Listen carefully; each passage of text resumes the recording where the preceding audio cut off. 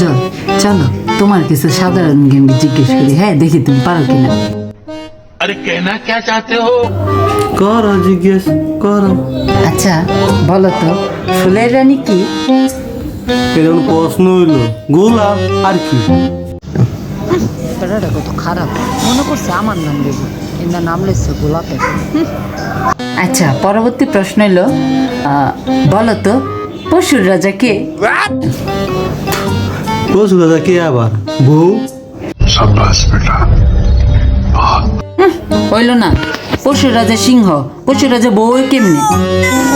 সিংহ কেমনে? আমি বুঝতেছি না।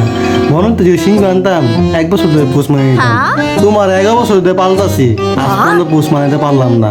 হ্যাঁ বুঝছো আল্লাহ কেলে কইছি। শয়তান বেটা, জৌরা বেটা, লুচ্চা বেটা, তার লগে আর কোনোদিন সাধারণ দূর